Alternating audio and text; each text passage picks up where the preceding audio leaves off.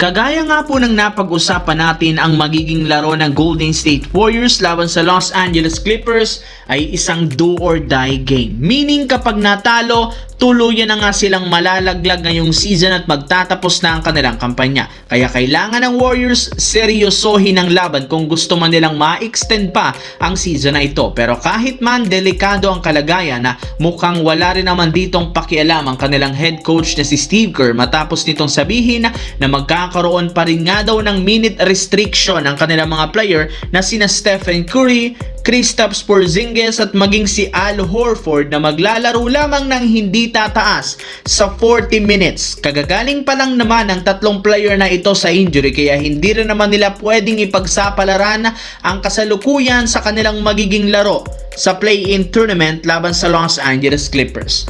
Meaning kapag natalo sila sa susunod na araw, bakasyon agad at sasamahan si Jimmy Butler. Samantala, base sa pinakahuling inilabas na balita ni Shams Charania ng ESPN, kinumpirma nga nito na matapos ang ilang linggong pananatili at pagre-recover ni Luka Doncic sa Europa, lalo sa Spain at Slovenia, magbabalik na nga ito sa LA. Dito, i-evaluate muli ang kanilang ng kanilang team ang hamstring injury nito kung may pagbabagong naganap. At kapag maganda ang kalagayan, hindi malabong makabalik siya sa Game 2 o di kay Game 3 o Game 4. At habang wala nga ito, kailangan buhati ni LeBron James ang team. Dahil napakalaki ng hawak na responsibilidad ni LeBron, may ilang mga fans ang nagsabi na kapag nabuhat nga daw nito ang Lakers sa serye at na-pull off ang upset laban sa Rockets ni Kevin Durant, kailangan ng tapusin ang NBA GOAT debate sa pagitan ni LeBron James at Michael Jordan.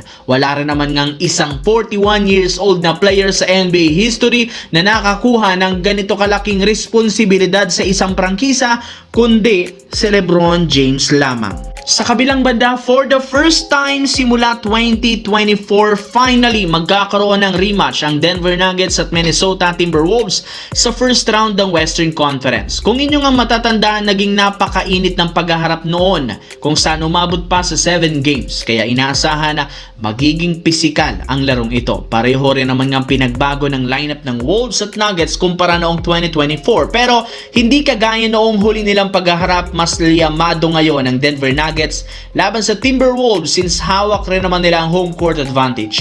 3 beses na rin naman tinalo ng Denver ang Timberwolves sa regular season, kaya hindi malabong makaunang makalamang sa first round series ang team na ito.